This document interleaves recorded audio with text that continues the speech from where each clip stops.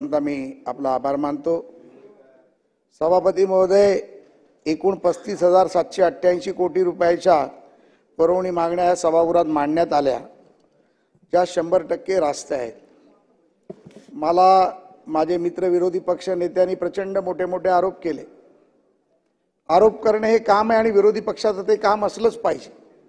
जोपर्यंत विरोधाकडून आरोप केले जात नाहीत, उंगली निदर्शन केलं जात नाही, तोपर्यंत सरकार देखील नीट काम करत नाही, अशी एक म्हण आहे।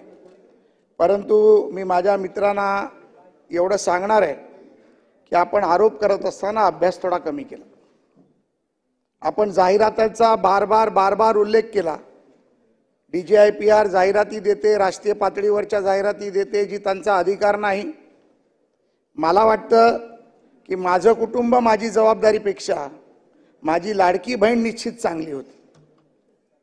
माझं कुटुंब माझी जबाबदारीपेक्षा माझा लाडका शेतकरी निश्चित चांगला होता। माझं कुटुंब माझी जिम्मेदारीपेक्षा माझा लाडका भाऊ त्याच्या शिक्षणासाठी केलेला खर्च, सारथीच्या माध्यमातून मराठा समाजातील आमच्या युवकांना UPSC असेल, फॉरेन प्रशिक्षणासाठी पाठवण्याचा विषय असेल, धनगर समाजातील आमच्या युवकांना तरुणांना शिक्षणासाठीचा निधी असेल आणि इतर मागासवर्गीय समाजातील देखील न भूतो न भविष्यतो समाज कल्याण विभागाच्या माध्यमातून हजारो तरुणांना फॉरेनचं शिक्षण देण्याचं काम या एकनाथरावजी शिंदेच्या सरकारने मागच्या 2.5 वर्षाच्या कालावधीत केलं।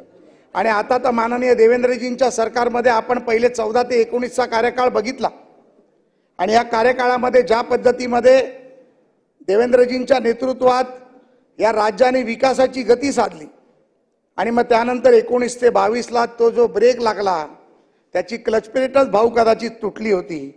ती क्लच प्लेट रिपेअर करून पुन्हा लावायला आपल्याला 2022चा नोव्हेंबर आला आणि त्यानंतर पुन्हा गतिमान सरकार सुरू झालं आणि आता ह्या गती एवढी जोरात झाली की या राज्यातल्या जनतेने विरोधकांना त्यांची जागा दाखवून दिली आणि प्रचंड बहुमताचं सरकार या राज्यात आलं। त्यामुळे देवाभाऊंचं सरकार आता थांबत नाही आणि थांबणार नाही, ही एक ग्वाही या माध्यमातून, या सभागृहाच्या माध्यमातून मी राज्यातल्या तमाम माझ्या 14 कोटी जनतेला देऊ इच्छितो। सभापती महोदय, आमच्या माननीय मुख्यमंत्र्यांनी फार स्पष्ट केलं, जनतेच्या प्रति उत्तरदायी असलेलं हे सरकार मिशन समृद्ध महाराष्ट्र हे उद्दिष्ट डोळ्यासमोर ठेवून आम्ही काम करणार आहोत। ग्रामीण भागासह शहरी भागाचा समतोल साधत राज्याचा सर्वांगीण विकास व्हावा आणि यासाठी देखील हे सरकार।